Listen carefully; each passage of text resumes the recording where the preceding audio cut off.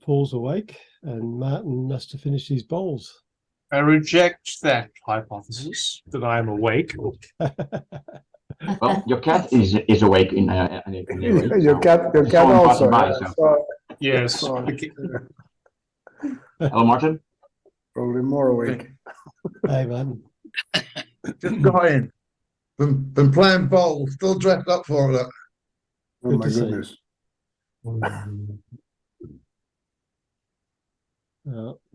Anybody else? I think we'll have to catch up.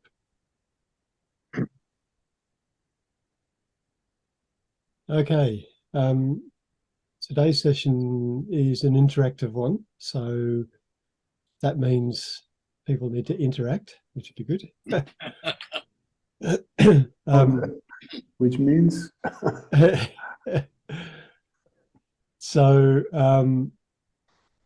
the original idea about this one was just to share ideas about what people use or do in terms of storage, in terms of labeling, anything along those lines, probably any other aspects. A bit like I come through.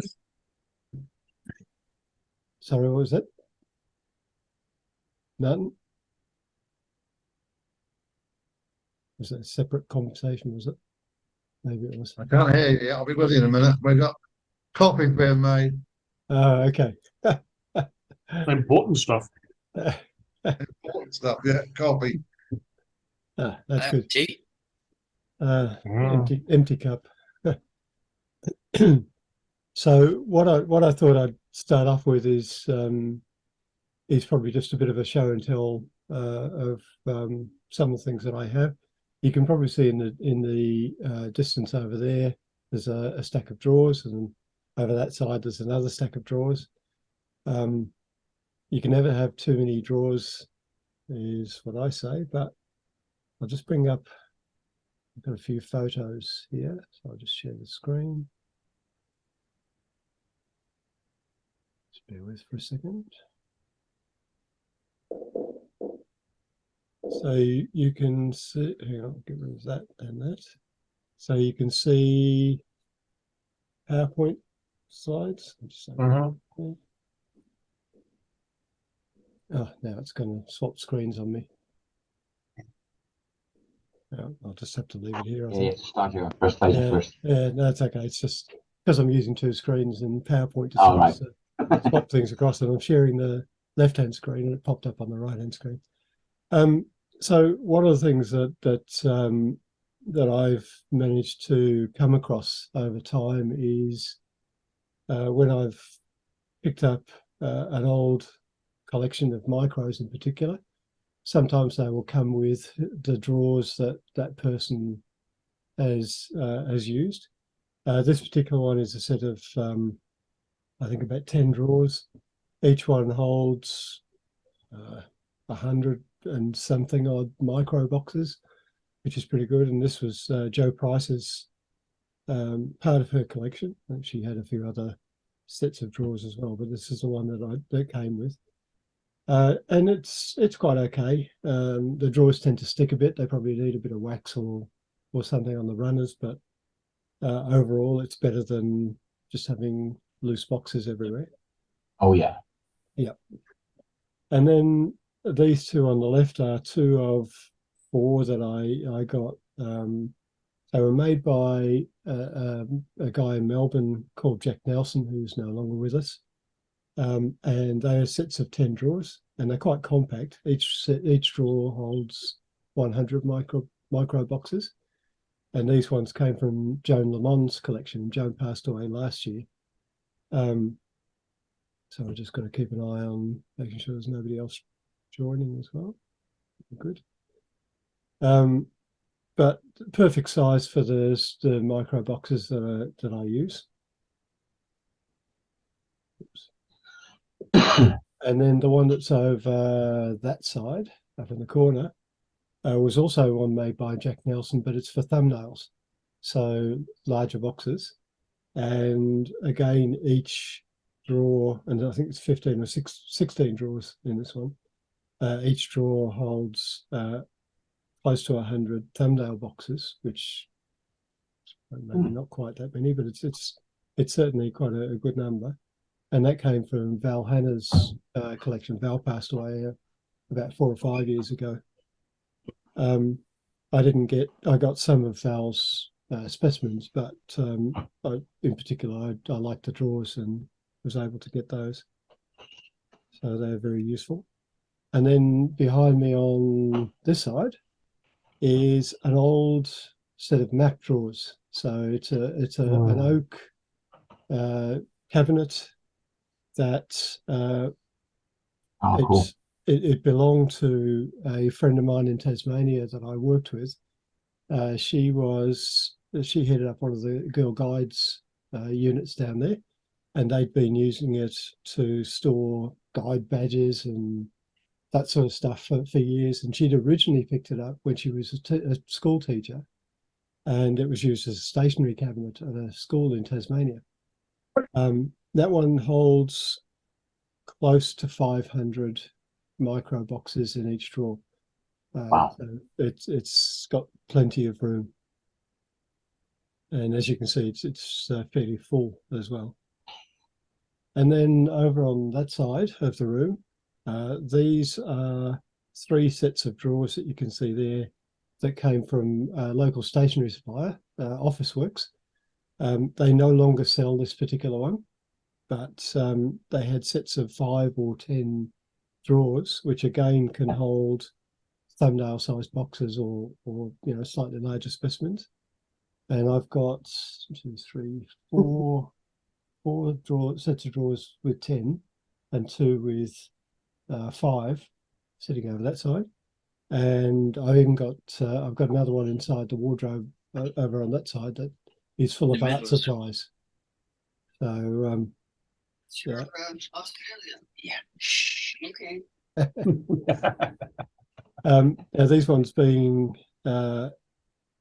metal are quite heavy, and because I've got 3 stacked one on top of another, I've also got this thing sitting in the middle here that stops them from falling forwards if something happened, like if one of the grandkids came around and opened too many drawers at once or whatever. But the good thing with these ones is the drawers will come all the way out, so you can remove it and move it over to a different part of the room. The newer model that they've got doesn't do that. The newer models, they stop about this far from being fully open, and you can't get at the back of the drawer, which is a bit of a silly thing. Oh, Richard's joining us. I better let Richard in.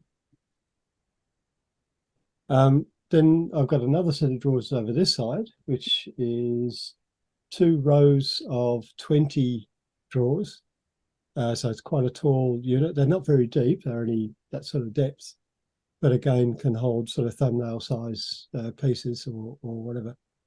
And that one was obviously an industrial style stationery cupboard at some stage.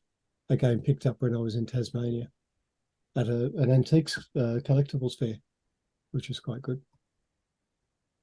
And of course, everybody generally has flats. Yeah.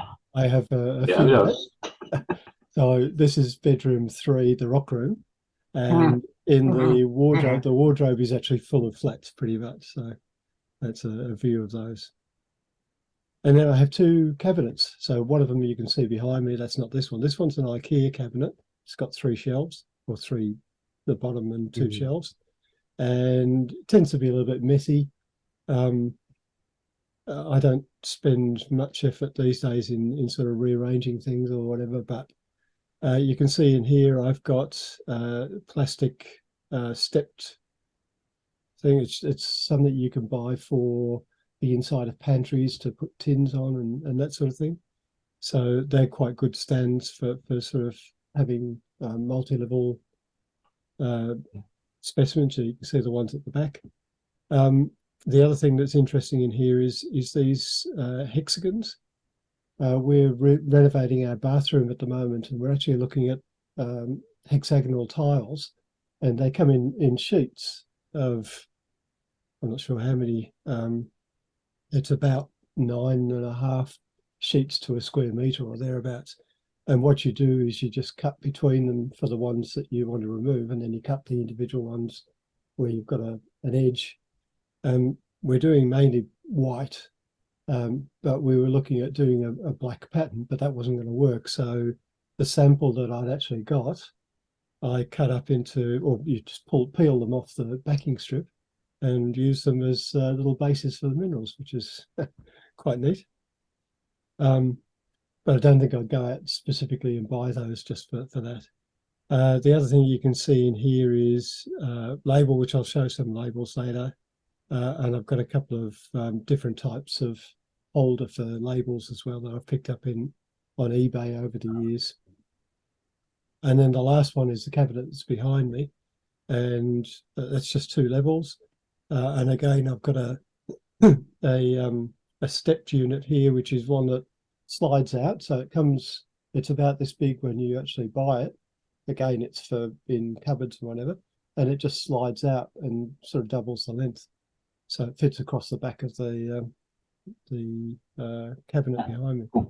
So quite good. So that's the storage side of it, in terms of where the boxes go. But I just wanted to also share. I'll start off with the ones that are my favorite ones. So I might change the view of this to be speaker view so you can see what I'm showing. Oh, Paul, if you say anything, that cat's going to be straight in our face. No, but the cat's backside's going to be in our face. Yeah, your backside, yeah. Oh, he's gone. Oh, we got Frank instead. All right, I lost half a shoulder again. So most of my micro specimens are in boxes like this. They're a 2-part box, so small base and a clear lid. They come in, or they used to come in different types. You could get clear base, clear lid. You could get white base, white lid, black base, black lid, or a combination of them. And they were actually manufactured locally by a guy that lives in Bendigo, which is about 100k from me. But the problem now is that the die has got to the point where if you were to manufacture them, the lids would not stay on. They just keep slipping off. Yeah. So I got a couple of boxes of this. They come in boxes of 1,000. So I've probably got enough for me for however long I need them. But there's not going to be any more because it's going to cost too much to redo the dies. The other one that I like from a thumbnail perspective is this one. And this comes in 3 parts. So clear lid. And then the base you can either get, we've got the base you can either get in generally in black or white, and then there's a table that sits in it, which is this part, and that comes in different colors as well. Now these ones used to cost me, when I was buying them, probably only around about $1 or $1.25 each, and they're really substantial plastic. They're really solid pieces. They're actually still available now, but they're $5.50 US each. Wow. Which is a lot of money. I think even Rob Selecki is now marketing them. They're still made in Australia, but yeah. Were they made by Gus? They're made by Gus. Yeah, he must have bought the die. There was another one that was sort of an in-between one that was made by the same person that made these small ones. And it's a sort of in-between thumbnail size one. Again, 2 parts, but no table. So you just put the specimen in the base. And I've got quite a few of those that I've acquired many, many years ago, and I tend to use them if I've got nothing else. But then you also have the European, we've got back at Frank's head, the European style plastic boxes, which the base sort of fits over the top of the top part. 28 by 28, yeah. Yeah, but I don't particularly like these because they're quite flimsy. The plastic is very thin, and I tend to break them. I don't know why, but I've got quite a few that's got sort of cracks in the base where I've tried to do something. don't know what you do with them because I have loads of those and no crack. I don't know, too. Frank, but Too. um, And they're what I- very cheap too. yeah, Yeah. well, Yeah. true. But what I do is I use them for if I'm trading with someone. Shouldn't I'll put a bite. specimen in there. Shouldn't bite them. Well, I don't buy them because the ones I've got Bite. in trades anyway. I said you shouldn't bite them. I'll bite them. No, I haven't bitten them either. And then you get there's a number of different American ones that tend to be a little bit smaller. This is one particular style, but Oh yeah. there's quite a few, but they're quite a bit smaller than the one I preference. So Yeah. And those two. where are we? So you can see there that the depth, the height. Also, you also have total black boxes for things like iode agarites. Yes. So with mine, I've got tops and bottoms that are the same. Then we've You also have got ones- bigger ones. This one's real big. Yes. Mm, Oh, that's not too well, big. I should probably show off what I found at Daiso. Oh, not yet. Wait for that. Okay. Just a couple more. So these are the ones that Richard Bell uses, and again, they're very. These are even thinner the plastic than the European style ones. So I also tend to break those if I try and I don't know what I do with them. And then of course the last couple you have perky boxes. I don't particularly like the perky boxes because the mechanism to open them quite often what's inside will ping off. And the store's not so nice with the lock mechanism on the outside. Yeah, it gets in the way. Doesn't fit nice in the cupboards. But there's different styles. There's this style as well, and Yeah. I especially hate it when American stuff is glued to hard foam in those boxes. That's crazy. I'm sorry. and then the last thing, of course, is the in terms of the storage ones is in the flats you get the fold-up boxes. Yeah. And I get these ones from South Australia. There's a number of different sizes that they come in, and they fold up, don't require any staples or whatever. So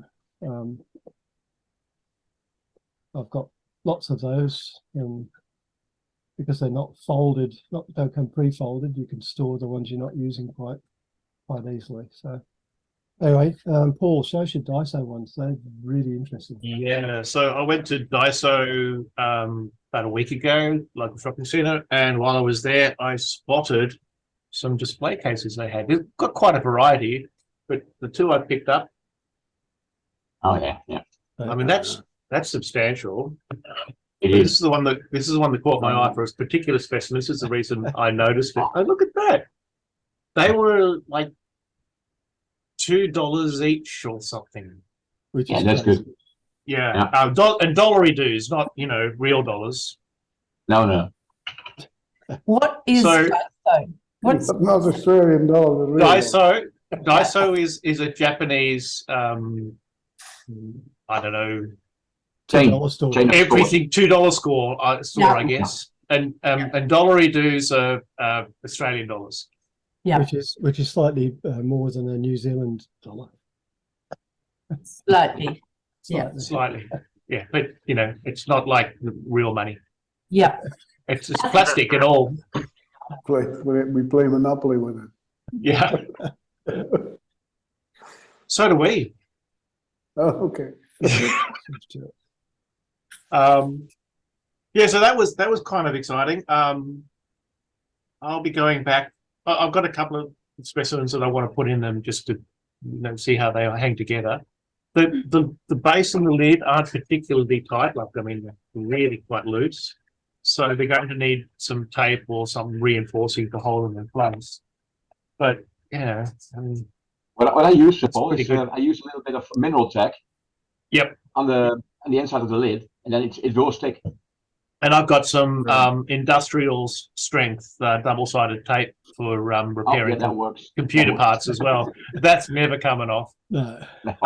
But they also had, they had bigger sizes. It's obviously designed for like displaying stuff in shops. one of the things I had was a clear perspex cube where the lid fitted one edge completely. Like, so when you put it together, it was just a clear cube, but it had no cool. mechanism of holding it together. You have to take the edge. So, So keep the dust out at least. Whatever. yeah, exactly. Yeah. So, Just on that last thing that you were saying, Frank, with the last lot of the boxes that I like, that some of them were a bit loose, I've just tended to put a little bit of a sticky label just Yeah. on Yeah, either works, side, works too. Yep. just enough friction to stop it from just slipping off. So, excuse me. Anybody else on storage stuff? Well, I have to move my camera because I didn't make a presentation. But this is my wall of minerals. oh, nice.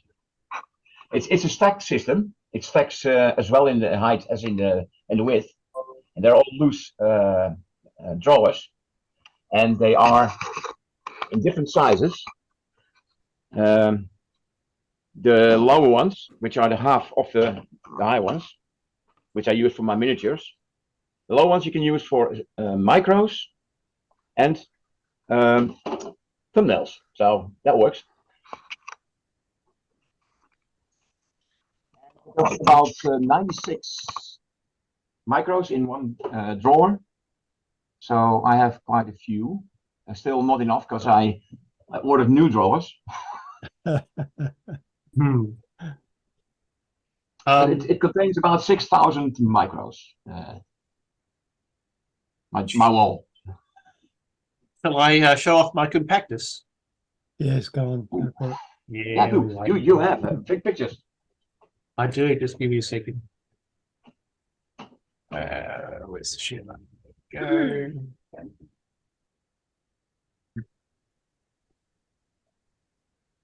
So, several years ago, the chemistry department at Monash University was. Can you see the picture? Yep. Yeah. Yep. Chemistry department at Monash University was moving their storage area, and they decided that they no longer needed their industrial size compactus. So I had the opportunity to go in and dismantle it and remove it. I had 2 days. Oh my Lord, that was hard work, because they're not designed to be taken apart, and they're too heavy to move on their own. Like the base, to give you an idea, the base down here, that's about 15 centimeters thick, and it's solid steel. So they were hefty. I've moved them. This is the second house they've been in, the second shed they've been in. And yeah, they store a lot. My entire mineral collection is in the first 3 bays up to this division here, and the rest of it's got my tools. Now, can I get it to... that's... I'll say, right. Yeah.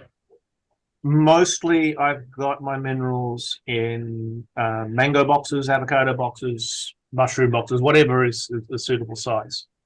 I have those too, really. Yep. I also have you can see these drawers here. These were chemistry glassware drawers, also from Monash.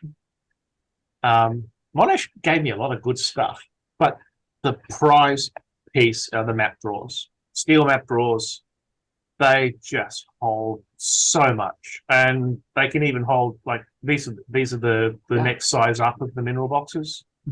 They're about 2-inch cubes, or 1 3/4 thereabouts. This easily holds about 1,000 of the perky boxes. Nice. So that's really quite neat.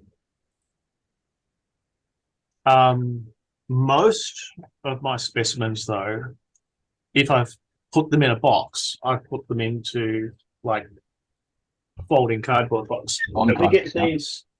I'm not sure. We get these from a guy in Adelaide called Greg, and that's how they come.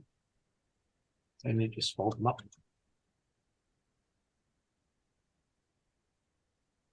Yeah, got some of those too. Yep, they're really quite useful.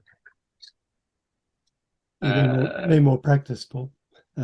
Yeah, I'm trying to do it slow so that you can all see it. Honest. But one of the things I realized a little while ago is he's got two in the small size. One is slightly bigger than the other. They fit How much together. of a problem is it to find a specimen of any particular thing if you want to try and find it? That's the biggest problem I find. No, I've now started in the last 12 months to put an actual location on the top of my box with where it is and what drawer and what cabinet it's in. I keep that information in a spreadsheet. Yeah. Right. I put a number on each specimen that I have numbered. I tend to try and keep similar locations together, but that's actually really hard. And of course, every time I go to show something off, it ends up in a different place if I'm not paying attention.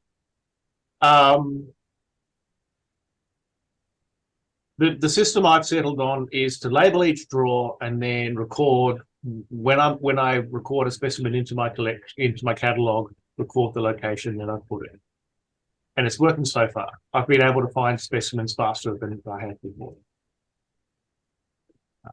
But yeah, so the thing that I was just trying to show off before is one of the problems I've got with these boxes is not just that the specimen can escape if you drop them, but that dust can get in on them. So the guy who makes these makes two sizes in the small, and I worked out recently that they can fit together to make a lid, and that works really well. I'm really happy with lidded cardboard boxes as to store specimens in, and location. Light sensitive minerals work funny, work good. Hold that color. The other advantage of that is labeling the specimen on the top of the box. It makes it really easy to see what's in there. Yeah, it's like the number and the location and the main mineral are what I tend to put on the top, and that's it. That's all I need. It's still a lot more. It's a lot better than looking at drawer after drawer after drawer, trying to find that one specimen you were after. But if you have a collection organized and everything has a number, I've almost I think 18,000 micros, and if I don't number them and put them in a database, then I will never find anything. Absolutely. So can I share my screen for a moment? Yep. Wait. Share screen. I need. Where is it? This one. No.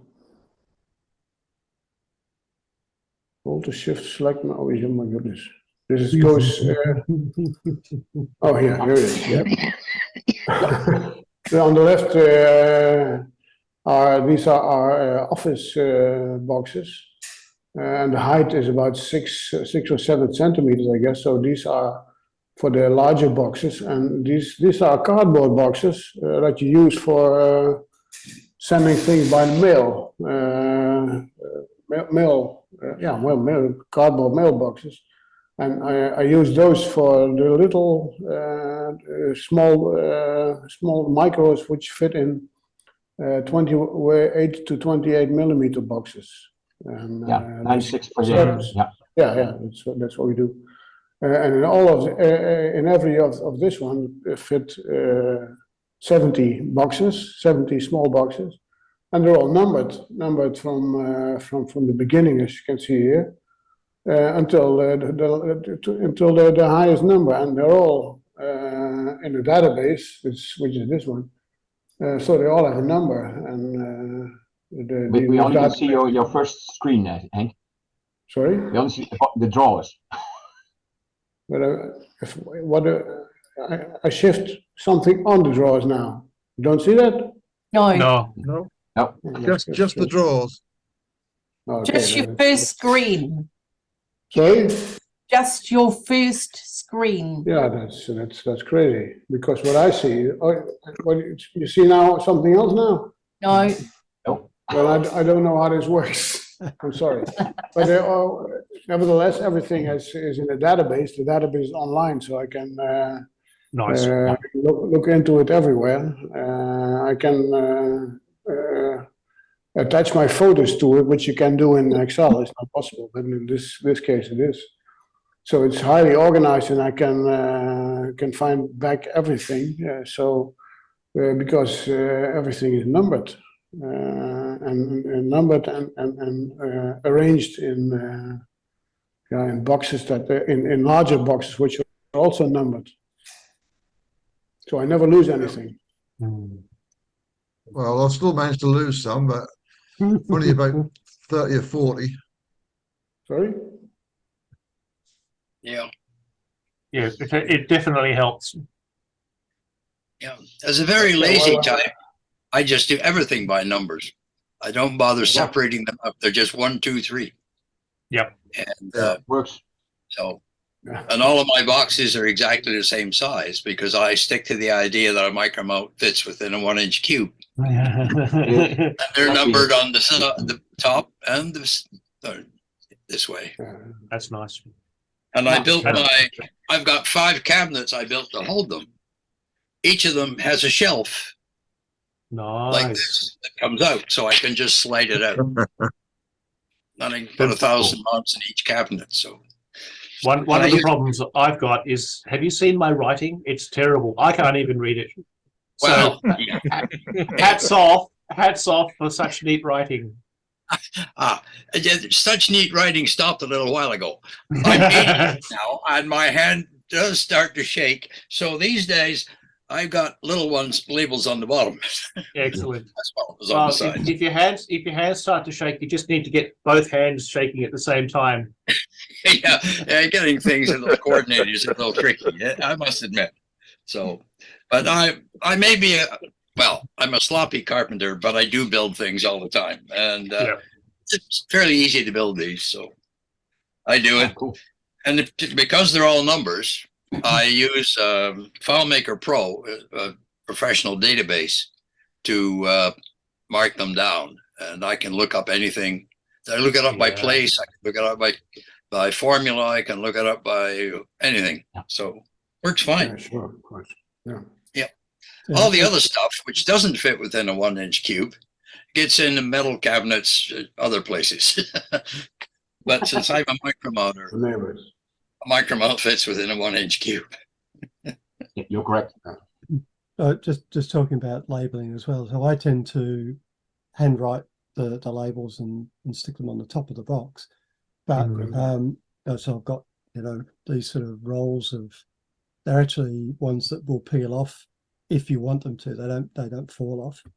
But I remember a few years ago, Rod Martin in New Zealand had a bit of an accident where his tops, his lids and his bases came apart. And so the specimen was in one half and the label was in the other half. So what he started doing was to actually put another label just with the number, I think at least, on the base. Well, I do. One on the top, one on the bottom. Yeah. Yeah. I just do Always top and bottom.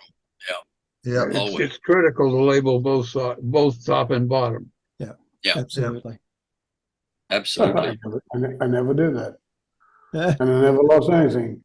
Well, Rod didn't until he dropped a tray, and the tray just went everywhere, and the lids came off. So it took him quite a few months, I think, to recover from that. Not only lids, when you use blue tack, the specimens come off. Yeah. I think Richard has a wonderful system. He puts the label on the inside of the boxes, on one side, so you never lose it. But that's still on the lid, and the specimen is still on the base. Yeah, it is. Yeah. Yeah. When your eyes have gone, you can't see the label at the back of the box. That's the trouble. No, I put them on top and on the bottom. I do that too. Yeah. That's what you use a microscope for, Martin.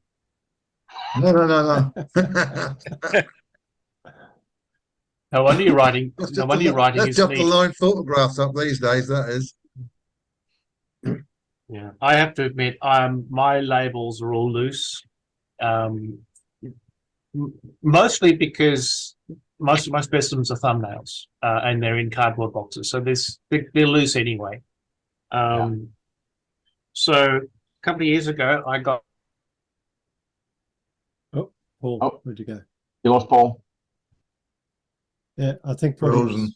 what he was going to show you was Cat's got the basically what I've mouse. got here. So, Oh yeah. so what I did, and I think he got the idea from me anyway, these are business card size pieces, and I designed for that when you cut them, they end up with a label like that, which you just handwrite the details on.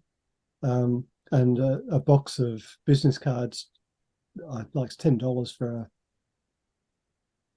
many hundreds. I can't remember how many, 500, I think, in a box.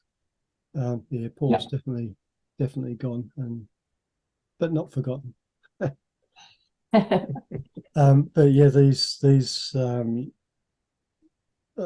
I just did the design, got them printed up, and used them for anything bigger than a micro. So even the thumbnail boxes, you can just put the label inside the box.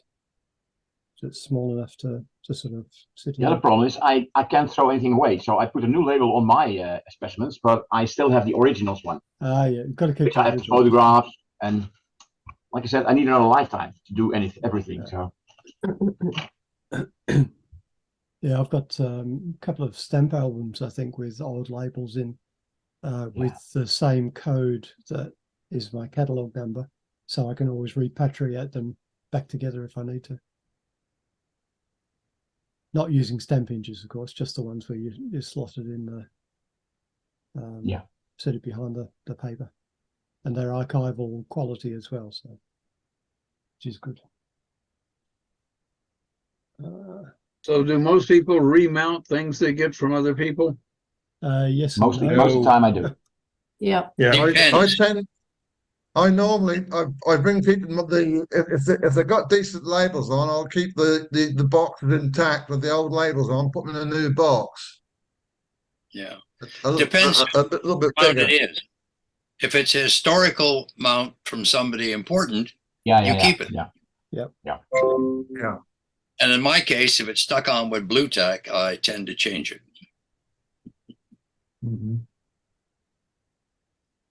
Yeah, When the blue tack gets old, it gets really hard. Oh yeah. Blue tack is useless. I mount with 3 separate glues. There's two different types though. You've got the standard blue tack, which is this horrible stuff, and that gets really messy. But then the mineral tack that you get in strips like this is actually quite good. That is good. It depends on what you're sticking to. The German stuff is quite good. Yeah. If you stick it on quartz, it will stay soft. If you stick it on something earthy, it will just suck the life out of it. Yeah, it does. Iron as well. Anything iron, hematite, well, that sort of stuff, it'll just go dry. Yeah. But I'm afraid that Anybody got a solvent to get rid of that stuff? I'm a mineral tack man, I'm afraid. Yeah, the mineral tack's good.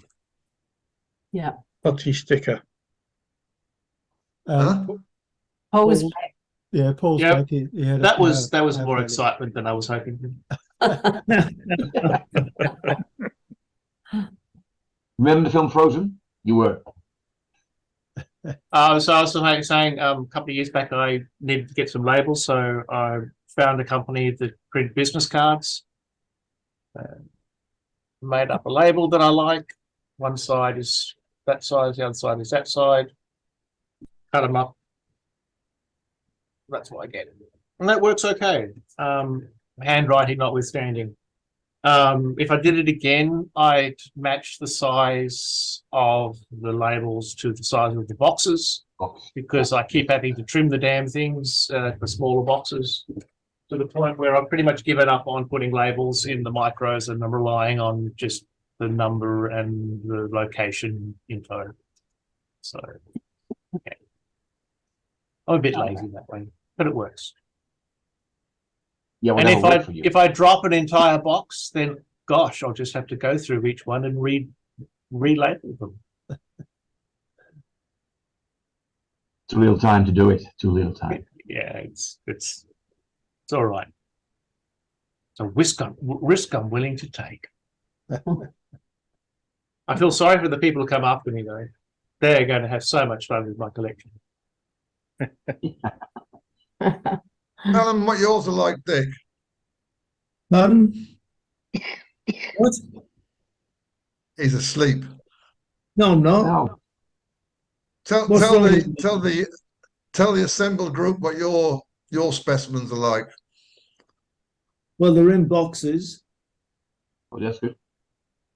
I've got 35,000 plus micros. Holy moly. Wow. Well, I take the view that when I box, if I go to a location, if I get 60 good specimens, then I'll box 60 specimens. Because a lot of the locations now aren't there anymore. Oh, not So accessible if anymore. there's, "Oh, I haven't got one of them," I just say, "Here you are, have one." But they aren't labelled. They're in They're all- drawers and they are numbered drawers, and there's about 767, I think, drawers so far. So I know where they are. I've got that. Everyone's on got a them. handwritten label inside, hasn't it? So I either the old way was handwritten labels, but now they're the 25 by 25 millimeter Avery type labels that I stick straight on. Yeah, I use so it. do I. Yeah, so do I. The only problem is at the moment I've just reconfigured my computer and my labels, the printing comes off on one side, so I've got to now work out how to get them back Realignment. Yeah. again. Sounds like a job for Martin. Yeah, that It's is a already job in the, for- in the it's in the pipeline. It's in the It's in the pipeline. pipeline. Believe you me, don't worry. Because I'm not very good with computers, I have to say. I turn it on, turn it off. What happens in between is totally incidental. It may or may not work. More often than not, it doesn't. But you know, the thing is with mineral collecting, we all know it now, don't we? Because we go to these sites, we all do it, and the sites, a lot of them aren't there anymore. No. And so, do you just collect what you need for yourself, or do you collect enough to give away to other people? But the collectors that are coming in now, Yeah. it's a difficult thing to, you know, it depends how much space you've got. I'm lucky I've got loads of space. Yeah. So Problem is there aren't many collectors coming in now. We're Not losing. many. I've discovered a little bunch of them up in Scotland. They're getting quite interested, Ah, and that's right, yeah. we're gradually getting them into the fold, one way or another. Yeah, I'm It going just- to go to a show in October in Den Bosch. It's the south of the Netherlands. And I'm gonna take my USB microscope with me, with my laptop. And I'm gonna bring a lot of giveaway micros for the young ones to let them see Mhm, under the microscope on screen mhm. and get them interested. Yeah. I often will be asked by parents, look, the kid's getting interested in rocks. You're a rock guy. Where can I take the kids to do some prospecting? Oh yeah. And the list of But sites that's that I the used hard to bit, go yeah. to is getting smaller and less Yeah. available and harder work. Yeah. And That's interesting, yeah. yeah, I mean, Yeah. some of the locations that are classic in Victoria, now you have to spend a week there just to get down to the layer where the minerals are now, because it's been worked over. Yeah. So, and there, I mean, there's still great collecting places around. Western Victoria with the volcanics, the Mount Shadwell, once a month has opens up the quarry, the scoria quarry there for people to go looking for peridot. And that, I mean, it doesn't cost anything. Anyone can go along. You just have to register. So there's still plenty of interest. It's just the available locations are getting harder and harder to get to. I don't know what it's like in Australia, but in this country, in the UK, there's so many regulations now, health and safety. You've got to wear this sort of trousers, these sort of jackets, this sort of helmet, these sort of goggles. You've got to do this, you've got to do that. It costs you a lot of money. And of course, these days, I don't think parents, especially the youngsters, have got that much money to spend anymore. There's also the cost to the mine as well. Yeah. Like a mine site costs something on the order of $100,000 to $200,000 a day to run. So if they stop for an hour to let a club in, or to even let their own employees collect, that's a lot of money that they're losing. Yeah. And if you go on a day when there's no work being done and it's actually safe for people to go in, they've got to pay somebody a wage to be there and supervise. So it's not like the mines have zero cost involved in letting people in for a working mine. The thing that gets me though is I'd be more than willing to, for the right site, $50. Yeah, sure. Let's get 20 people in there at $50 a head, and not a problem. Whatever that works out to for the day's wage, that wouldn't be a problem for me at all. You know, I'm not looking for value for money when I'm going mineral prospecting. I'm looking for interesting minerals. But then you've got plenty of In the storage US, space to keep your stuff as well, haven't you? Well, I have, but I mean, you're in the country. You can just put another shed up outside, can't you? Isn't that the way it works? Yeah, no, I've seen your place. It's okay. You just need to buy another piece of land. Sorry. In the US, the biggest problem here is that most of those companies, bigger companies, are being run by either accountants or lawyers. Yeah. And they think, and there's a liability, and here everybody can sue for everything. So the liability is the biggest issue in the US. In the US, yeah. Ruined it for everybody. Well, too damn many lawyers.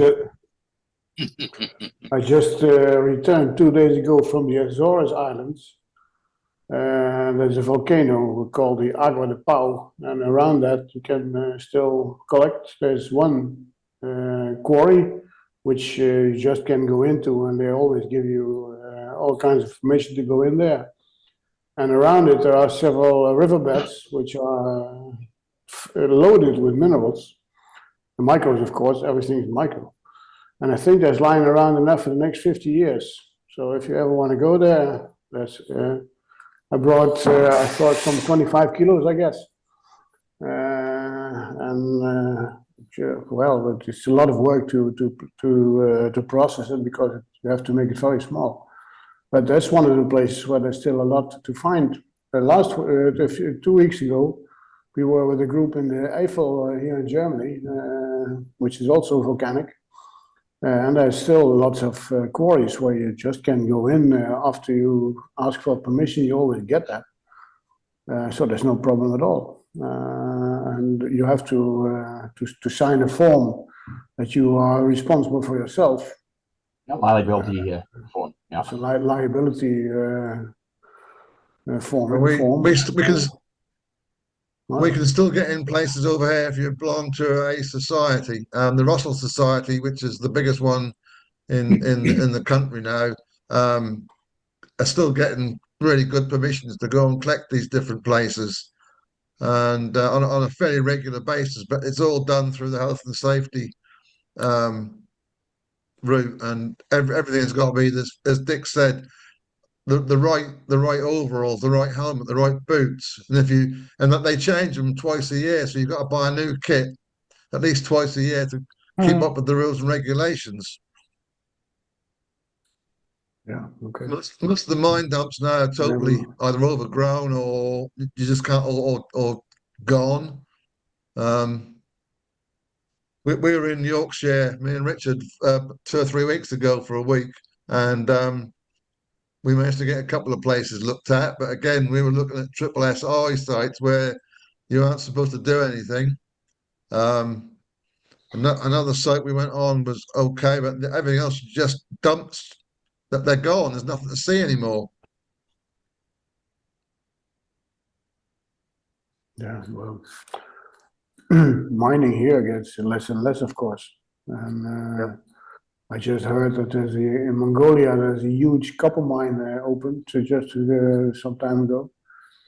But that's a bit too far away, I'm afraid. But here, all mining is going down and gets lesser and lesser. And there are still quarries for lava or basalt or whatever.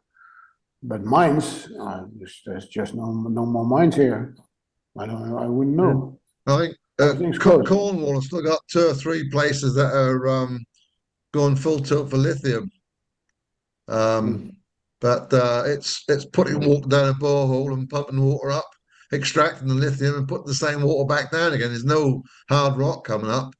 I think even South Crofty mine, which has been worked as a drift mine, that they're actually going down the old incline and doing some workings in the depths of that, but it's not coming out to the surface anywhere. It's all just being stored underground, ground to refined paste, and then there's no rock coming out anywhere. I think we went a bit off topic, Steve. I think that's okay. That's okay. We're drifting. We'll have to collect fossils.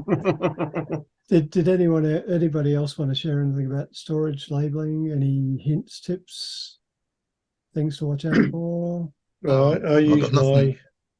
I use an Excel spreadsheet for labeling, making labels and cataloging and Yeah, sure. things like that. that works. I do mine direct from my Access data file for my collection stuff. Anything else which is if I want to swap or possibly sell something, I will create labels off the database, but in a different form. So I can print off one label or as many labels as I want of the same thing. Yeah, of course. And I've also got one of these brother printers, which I've got a brother printer which is prints off the 23 by 23 labels as well. Yeah, sure. Is that So I've been using that, but at the moment I can't. The new computer I bought in January, I can't get the brother printer to work on the new computer, so I'm having to design a small label for Micromount boxes again. So one of the issues that I've seen with some of those label printers is that they're all thermal printing these days, and I don't know how long the lifespan is for thermal labels. They fade. Yeah, they fade. They fade. It's an interesting question that plays on my mind, I guess, that all these modern materials methods, they're not exactly archival. They're not going to outlive us. Like the glues on the labels. I mean, how many times have you picked up a really old box with a label on it and the label's fallen off, or the writing has started to fade? Or the other way around. Use a pencil. You trade micros you wanted to put on your own label, but you won't be able to get the old ones off because they're bitten themselves into the box. Yeah. And then you end up with 5 or 6 labels for given one specimen. Yeah, sure. Well, I've noticed with the brother labels, if you don't use the brother labels, if you use a generic version, then they fade quickly. The brother, if you use the proper brother labels, then mine haven't faded after 10 years. Right. So paper quality also matters as well, because exactly. archival paper is made to be pH neutral, whereas most paper is slightly acidic. So it will tend to decay over time, especially, and it will tend to attack inks and things like that as well. Yeah.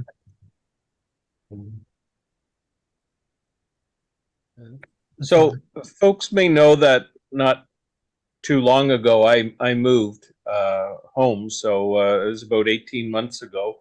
So Our deepest sympathies. so about 24 months ago I started packing, right? And I guess the a couple of positives about it. One, I discovered pizza boxes. So and my move was about 2,000 kilometers away, so it wasn't, you know, just around the corner up the road.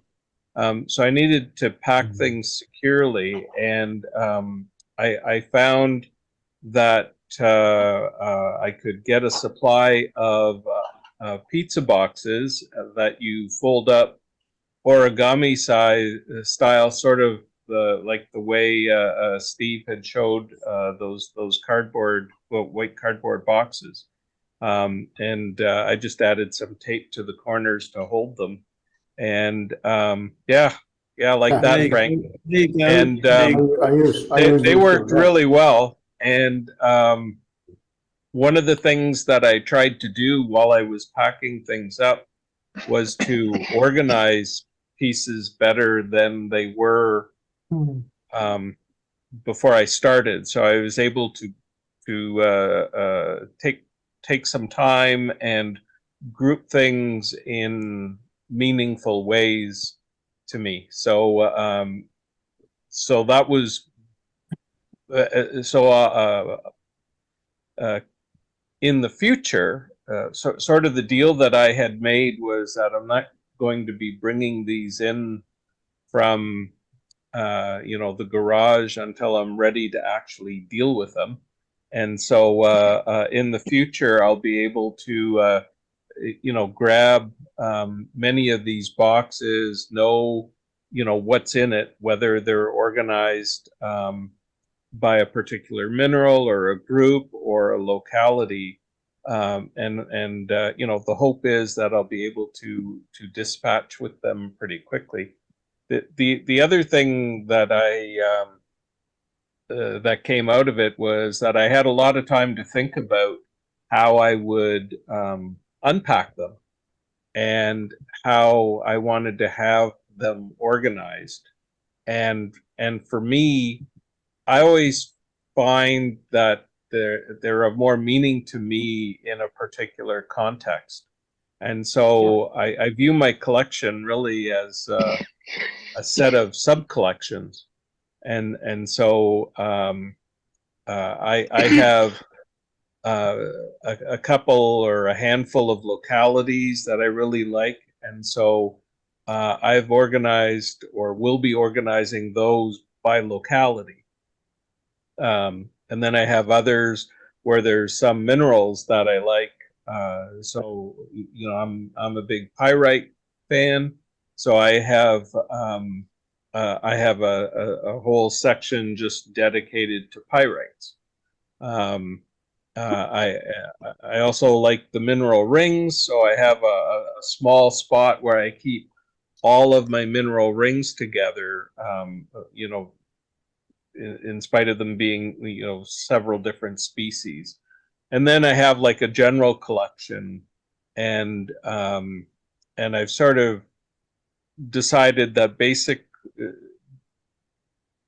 that is I guess I'm trying to organize it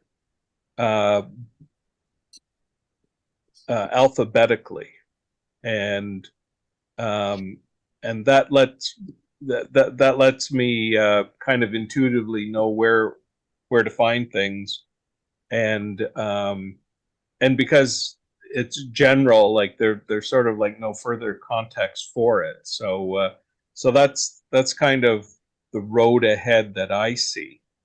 And for storage areas, I have several different kinds of cabinets and so on, just kind of acquired over time as I outgrew each preceding solution I had. So in my Sounds familiar. my database, I keep track of where things are, but it's also pretty intuitive because I have one cabinet, for example, where I have my Saint Hilaire stuff, and it's all there, so I don't need to really pinpoint it much further than that. And all my pyrites are together in one spot, so they're easy to find. And so I kind of found that hybrid approach is what works for me in terms of how I go searching for specimens and how I use my collection. Yeah, I think the way you collect is always personal. It is what makes you feel better, really. And it doesn't matter how you do it. It's if you like it, it is the best way. Exactly. Yeah. One box which you may be able to find wherever you live in the world. Dick Belson got these many years ago. He discovered the laboratory in the hospital in Norwich used these plastic boxes to carry for the slides, and they come in two parts. Oh yeah, I got some of those. Hinged, and they're very useful to. And I keep stuff in them as I store my things in these. I would imagine that nearly every path lab in the world has got a supply of these boxes. These are made by Leica, and it's quite often that when you get some and they're all broken up, but they've ripped the lids off or the bases off to get slides out quick. But by and large, they're very good boxes. They're all plastic. They come with a foam insert, which comes out top and bottom. And I just put odds and ends in it and just keep it as storage boxes. But I would imagine that if you go and ask a local lab somewhere if they'll keep them for you, they probably would. Dick, even the guy who Dick.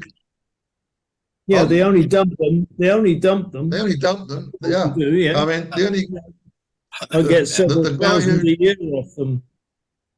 Oh, For we very got small thousands of them. For very small specimens, you need a dentist. Dentists get all of their crowns in nice little boxes, and they throw those. Yeah. Yeah. Yeah. Right. Very interesting. That's what we're really all into, isn't it? It's the second-hand packaging mafia. That's what we are. Yeah, something like that. All right. Anything else? We've been going an hour, so if not, we'll Very good. finish up. Next month we've got Frank on Lovo Zero. Lovo Zero. Lovo Zero next month. So back to locality-based minerals next month. Yeah, well, I did that one already, and this is just 5 kilometers away.